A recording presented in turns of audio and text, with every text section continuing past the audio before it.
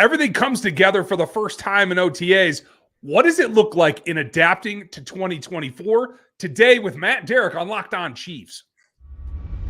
From the land of the free and the home of the Chiefs, this is the Locked On Chiefs podcast. Welcome back, everybody. We are brought to you today by Gametime. Download the Gametime app, create your account, and use our code LOCKEDONNFL to get $20 off of your first purchase. Terms do apply, but check it out. Matt Derrick is joining us, as he usually does, just a day delayed normally, fresh out from the practice field. And what is going on? It was a very, very strange OTA year to get a lot of new looks at a lot of new things. We're going to run those down.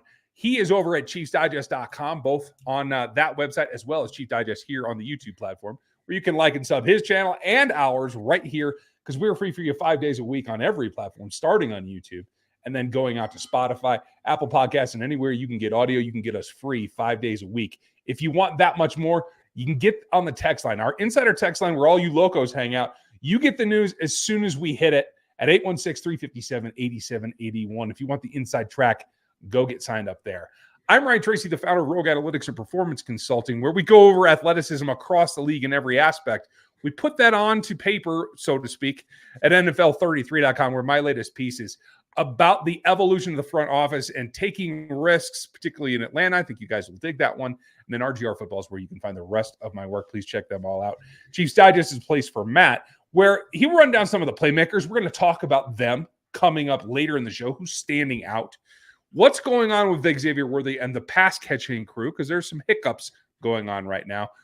But to start it all off, Matt, it's about adapting to what is a new year in a lot of different ways, not just with a rookie class. And there's a lot of little wrinkles going on.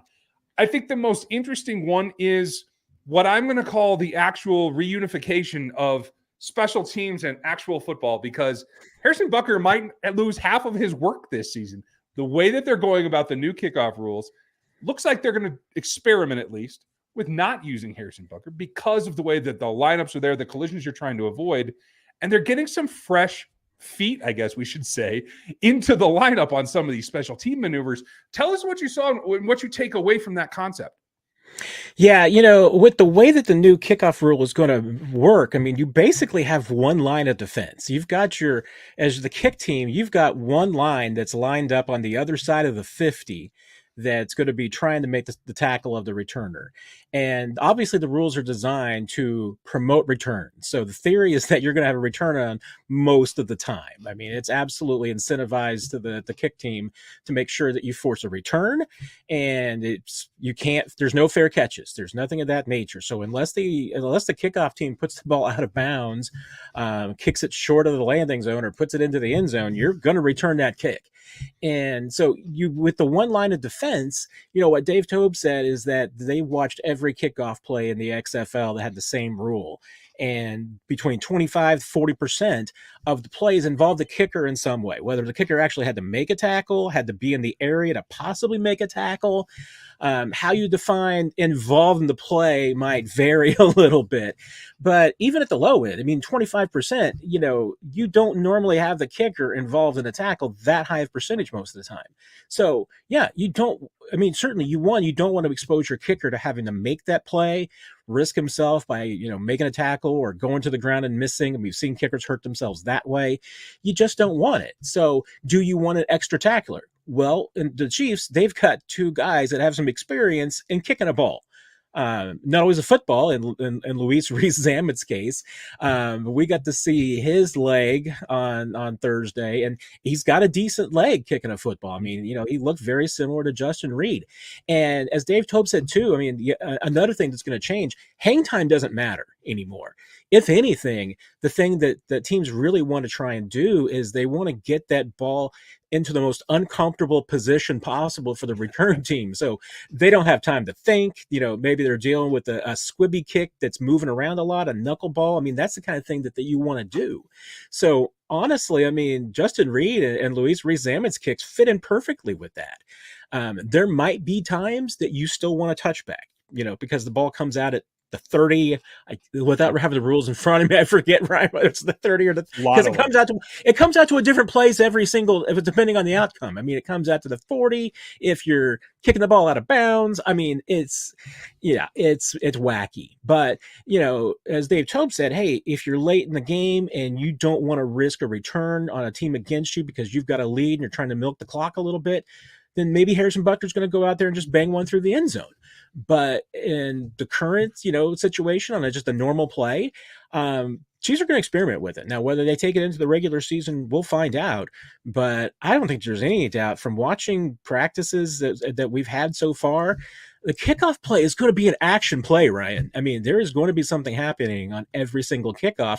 And I think at this level, with these players as good as they are, and having some different guys back returning kicks. I mean, Tobes talked about how they maybe are going to be favoring more of a running back style rather than a kick, a receiver style. I mean, you're going to have different talents back there. I mean, I think you're going to see a bunch of touchdowns this year, and I'm not sure the NFL is ready for that. I don't either. I mean, it's all gas all the time with these rule changes. And for the Chiefs in particular, I like what you're saying, because I got asked on RGR a few weeks ago, hey, is there any truth? Why wouldn't you have Harrison Butker do this? And I said, honestly, unless it proves out to be enough volume, I can deal with him making a tackle once in a while. If it's 25% plus, then absolutely not. And so I have to change my whole outlook on that. And I think until we see it, we're still going to see evolution. I don't think we're going to have it all down. But I love the aspect of the running back, what Dave Tobe said about the running back style, rather than the what I interpret that as a more get to the corner and get vertical wide receiver style of return. This is going to be a little bit more short area. It's going to be a little bit more power. It's going to be more collisions that aren't necessarily the devastating kind that we're worried about concussion-wise. But it's going to be a more physical aspect to the game. And anytime that happens, the outcomes get pretty varied. And that's what I'm looking for. In particular, I love the concept of Justin Reed being a guy that can make an old field tackle whenever he wants to. I can't say that about Louis Rees-Zammit. I need to see him make a tackle before I can feel confident about that at all. The kicking part is second nature, right? That's part of rugby. I don't think that's going to be a challenge. But I love the concept, because if you were able to take an international player like him, and he's getting first-team reps in as a returner as well, and turn him into a guy that has a shot at the 53, can actually contribute fresh off of a pitch in Wales, I see that as not only adapting to the game as best or better than the rest of the league, but an absolute coup in the way that you approach evaluating and bringing in talent. Is that something that I should start really opening up to a fact that could be reality? Yeah, absolutely. I mean, and I don't think that I'm giving away anything here that, would fall afoul of the Chiefs reporting rules for closed practices. But I mean, and there's going to be a lot of experimentation, like I've been talking about. But you talk about the running back style and the way that this play is now designed. It certainly seems like that, one way that it can be interpreted and teams can interpret it and try to, at least maybe try to take advantage of it early, is that, it's going to look like a running play in a lot of senses, because, it's not as much about just hitting the hole and getting upfield as quickly as possible. Now it's going to be about truly setting up a run. I mean, it's going to be setting up your blocks. And so I think you're going to see at least the Chiefs experimenting early with, I would almost call it maybe an outside zone run blocking of a kickoff. I mean, because you're seeing, and one thing is that, teams are, it certainly seems like, from at least the perspective I've seen thus far, teams are going to try and kick at the corners. They're going to be leaning on placement. They want to bottle up the ball in a corner of the field and be able to descend on that to contain the kick, play the player. The returner is going to try and get to the outside as much as possible. I mean, the way you look at it, and I've only watched probably about 30 seconds of rugby, consecutively in my life, but it kind of looks like what I see from rugby. So, is it something that Louis Rees-Zammit has done before, may have some experience with? I mean, I think that the toughest part for him is going to be catching the ball. because the rugby ball is different. So even catching, I mean, even though that's something that he's got some experience with, it's a different ball. So, hey, it's smaller. So maybe in theory that should be a little bit easier. He's just going to have to make sure he gets those elbows together so the ball doesn't go through his hands or anything. And carrying the ball, I mean, that's going to continue to be a lesson for him. But with his speed, I think it's interesting. Even if I had seen this, I couldn't tell you if I saw it, Ryan, but I'm really intrigued too about with Rees-Zammit and the ability of, pitching the ball or, doing some of the things the Chiefs have done, because they've shown some of those things before, even on punt returns about, trying to change directions and flipping the ball or handoffs, anything of that nature. I think the kickoffs might be really built for it. And Rees-Zammit would definitely be built for that because he's run those kind of plays before. I like the clarity there, and I like what it can bring. Who isn't out there, and who do we have to adapt to the rest of the time when we're not doing this new exciting stuff? When we're talking about down in, down out, grinding out the offense, who's out there making some strides? That's coming up next here on the Locked On Podcast Network. Passion, drive, patience. It brings the trophy home, just like the Chiefs have. And it can also affect your main vehicle, your ride or die. eBay Motors has everything that you need to maintain that vehicle, give it its peak performance, as well as over-the-top superchargers, roof racks, exhaust kits, LED lights, everything to make it speedy, powerful, and stylish, all at eBay Motors, because they have you covered. Over 122 million parts for your or die, and you'll always find exactly what you're looking for because eBay has a guaranteed fit. Your part will fit your ride every single time or your money back. Because with eBay Motors, you're not burning cash. You're burning rubber. At least you're trying to. With all the parts that you need and the pieces that you want, it's easy to turn your car into an MVP and bring home that win. Keep your ride or die alive at ebaymotors.com. Eligible items only. Exclusions do apply. Guaranteed fit is available for U.S. customers only. Make sure you check out Locked On Sports Today if you want your 24/7 feed of all the major sports news from all of us that cover teams locally. It's at Locked On Sports Today here on YouTube and also available on Amazon Fire TV, searchable right now.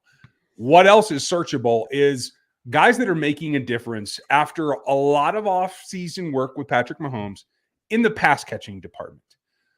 As I look through what happened at practice and OTAs so far this week, a little bit, little balloon comes up, makes me a little bit nervous. Xavier Worthy has a hamstring. We've heard about this before. He is on the thinner side. He's had a couple of hamstring issues in the past before. I don't think it's anything earth-shattering, except for the fact that with the Rashee Rice situation, there's a possibility you need to get him on the field maybe even faster than you got Rashee on the field. So any detriment to what Xavier Worthy is doing right now at OTAs? Well, you hit on the head, right? I mean, you'd love to have him out there, especially on a day like Thursday when Hollywood Brown wasn't there. There were more reps to go around, an opportunity to maybe get a little bit different looks. And, and with Hollywood not out there, even being maybe the primary read on a few more snaps. So, I mean, you're missing that possible, kind of activity. So what's Xavier Worthy doing? I mean, he's getting the mental reps. And when, if you've ever been to a training camp practice, usually you're talking about mental reps. You're talking about a player, either being on the sideline. Sometimes they'll even be behind the team and watching the play develop. We talk a lot about quarterbacks, be standing behind the line of scrimmage, watching the play so that they can at least get a perspective of it and think about, okay, where would I be going with the football here? Being able to see through it. Sometimes you'll see a quarterback even, physically going through the motions of being on the field on the snap.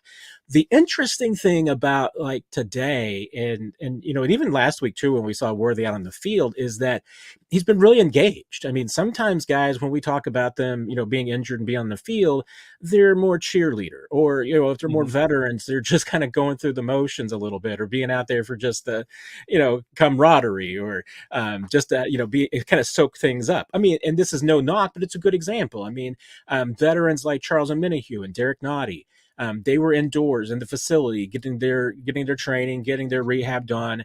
About 30 minutes in the practice, they come out and they stand with their team on the sideline, go through that. Worthy, during today's practice, was actually standing next to Matt Nagy, and Matt Nagy's calling in the play and via the walkie-talkie and sending it in to Mahomes or the whoever the quarterback is during each snap. And then Worthy is going after each play is telling Nagy, what he would have been doing on the field, where he would have been, where he was lining up, what would be his responsibility. So he's hearing Nagy make the play call to the quarterback. And then he's telling Nagy, okay, here's where I would be lining up. Here's what I'm going to be doing. Hey, if the corner's lined up the way he is right now, here's what I should do. That was his responsibility. And so I haven't seen, a player like that. I mean, even in a rookie situation, I've never seen one who just spent the entire practice next to the coordinator, having that kind of, one-on-one feedback and instruction and everything. I think it absolutely reinforces what we've been hearing about Xavier Worthy, and that he's a student of the game, that he's a smart guy. He's obviously putting the work in the ways that he wants to. So, yeah, I mean, I think you're seeing the Chiefs absolutely being very, very cautious with this. It's only been described as a tweak, not a serious injury. They just don't want him to exacerbate it. So they're going to take their time with him. But the fact that he's able to get that kind of mental work in, I think is pretty important. I agree. And I like the idea of the running pop quiz. It's a more engaged, interactive way to take your quote unquote mental reps than just relying on the player to observe. And I love that concept, but you hit it on the head. Not only is he out, now Hollywood's not practicing today on Thursday. Kadarius Toney out as well. That makes me just a little bit concerned that everybody's out all at once, but this is May, so we're not going to get too uptight about it. So my question becomes, with the top three out and Rasheed obviously there, who else is getting reps and who's making the most of them at the wide receiver group? Yeah, generally I would be saying it's the usual suspects. I mean, Rasheed's obviously getting a lot of work. Sky Moore's been getting a lot of work. Justin Watson, that group. I think the one that stands out the most that was getting some reps with the first team offense, and okay, it's a little bit of a gray area, but since Matt Nagy also mentioned that we can get it into the conversation, Ryan, without running afoul of the rules. It's Nico Remigio. He has definitely shown progress from last year. I mean, even as good of a training camp that he was having last year before the injury, you can tell. I mean, he looks bigger as far as just physical bulk and strength. I mean, it definitely looks like that, he's been putting in a lot of time with the lower body. He's definitely got, more of a thick structure to him, I'd say, this year than he did last year. That should be good for a guy like him who is a little bit smaller to be thicker and bulkier. Doesn't look like it's affected his speed at all, because he looks just as fast as ever out there on the field. And we'll see. I mean, he has been involved in some of the return abilities. I think he would absolutely maybe be in the conversation for punt return duties if he's going to make this team. That's one way you're going to have to contribute if you're a guy like him. You wonder if, when Dave Tobe's talking about needing more of a running back style, whether he'd be involved in the kick return as much. Maybe there's other guys that they would go with. But I don't think there's any doubt. I mean, he's earned his reps. He's getting opportunities. With these guys out of the lineup, he's been moving up the depth chart and getting his options. They're giving him a hard look right now. And I'd say he certainly has, carved himself into a category that, without Kadarius Toney there for sure, I think that certainly helps. But he's carved himself into a category that maybe puts him ahead of like a Montrell Washington, that's coming back, or maybe even a Justin Ross. Ross is certainly getting his opportunities too, but I don't think there's any doubt. I mean, based on what I saw this week and what I heard about practices the last couple of days, Remigio's getting a lot of opportunities right now. I think that's a great sign to see. And he can't be alone. There's a lot of guys that need to be stepping up. A lot of the rookie class. We're going to cover those more in depth as we go on through this process. But we have to get to the playmakers. Who's standing out, especially on the defensive side? Some interesting comments today, and one that I'm really keen to dig into. We're going to get to the defense and what makes plays coming up next here on the Locked On Podcast Network.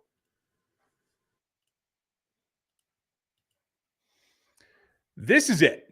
For years, I've been hearing my friends, my golfer friends, talk about, hey, these guys at PXG make golf clubs like nobody else. And you know what? They're absolutely right.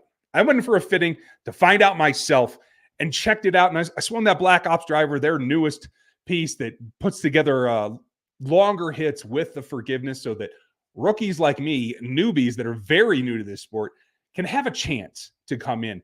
no matter how good your swing is, or like mine, non-existent, if you're starting from scratch, you can still go get all the benefits by going in for fitting and getting a free dozen golf balls just for doing it.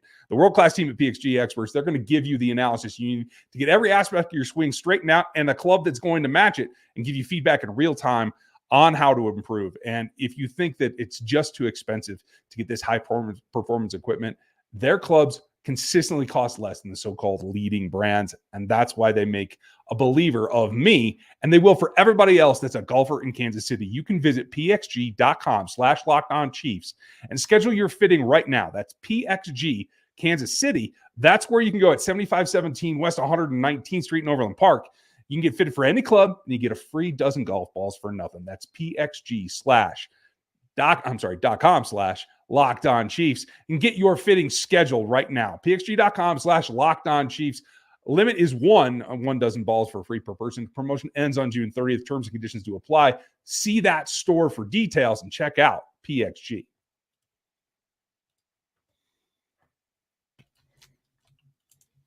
Now, Matt, I'm sure you're a better golfer than I am, but you got to take advantage when you can take advantage. And that's what I like to hear about younger guys stepping up in this OTA season, because no, it's not training camp, but it sets you up for training camp. And if you can start to make an impression now, you can have a better chance of doing that in camp. A couple of guys that got shouted out today from the coaches that I really am intrigued to hear your interpretation of. One, rookie Jaden Hicks. The fact that they're moving him all around, Dave Merritt is talking about him being the prototype in size and smarts and the ability to move into different roles. I think that's a theme that we see across every safety on the roster. What stands out about Hicks and how he's on the field right now? Yeah, there's definitely a couple of things. And one is absolutely the flexibility.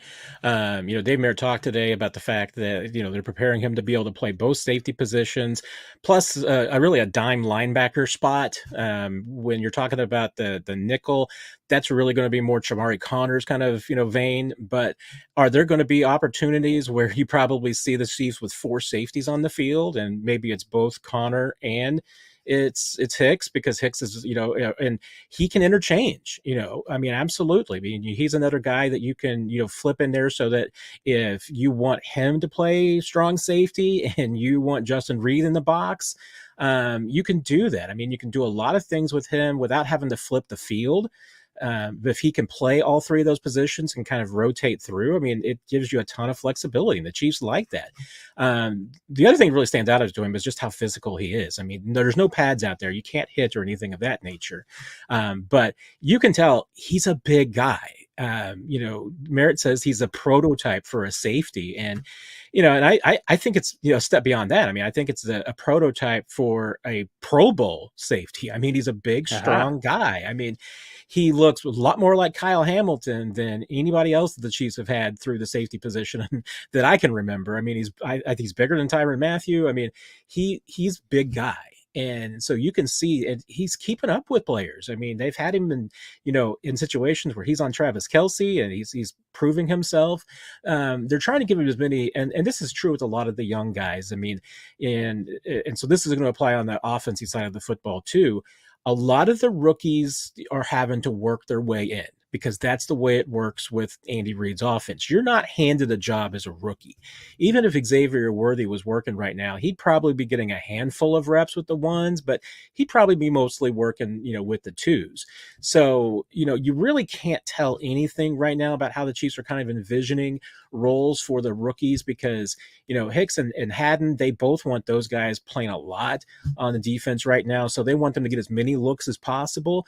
And you're going to get more of those looks on the twos right now than the ones, because if you're running with the ones, you're subbing in and subbing out, and they don't want those guys getting a handful of touch reps. They want them getting all of them that they can. So we'll find out, more about where those guys kind of fit in, and what their plans are once you get to training camp. But with Hicks, I mean, you can tell. I mean, he knows his football. He knows those positions. He's a quick learner, but his speed, that's what you can really tell from a safety during this time of year. He's got legitimate speed. That's all I can really ask. The tweener aspect, he's coming in, about 12 pounds heavier than Brian Cook. Clearly a lot heavier than Shamari Connor. Everybody's got that area that they can double over, but that Venn diagram looks like everything's crossed over. And I think that's the key to success. You mentioned that it's the rookies that have to pepper in. That makes perfect sense to me as well. But there's a veteran that's standing out, a guy that I liked for the Chiefs coming out in the draft. He had to go elsewhere. That's the way the draft falls. But Kelvin Joseph had come in as a deep roster spot and is starting. I was a little bit surprised to find out to get some reps with the ones at this point. I know it's just OTAs, but that's a very, very big progression from 8th on the depth chart up to time with the ones. What's standing out to you about how his progression has been, and is it enough that he can sustain it right now in the preseason?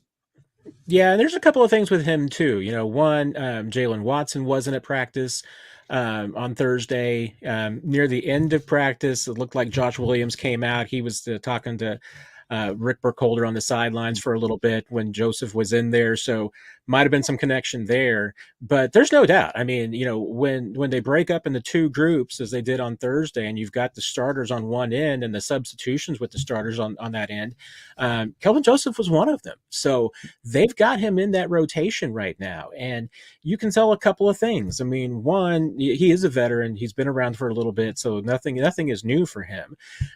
Probably the tough thing for him has been, finding a defense that he fits into. And he looks like he fits into what Dave Merritt and Steve Spagnuolo want to do in the secondary. He's got good size, good quickness. Again, I mean, he seems to just really fit in with their style. So, maybe he didn't fit in with some other defensive looks, but you see him being, I think, a lot more comfortable in this Chiefs defense. But he's got a nose for the ball. I mean, it just seems like every single practice that we've seen him in now, he's getting a touch. Whether he had an interception last week, it sounds like that he may have had an interception in the last couple of days too. He was close to the ball again on Thursday. He's got a nose for it. So that's, I think that, the fact that he looks the part, he looks like he really fits in and kind of has that prototype body, that Spags and Merritt really want to, have to be able to kind of mold a little bit. He seems coachable. I think there's a lot to like with him right now. And honestly, I mean, for what you can tell when there's nobody is hitting you, he's looked pretty good.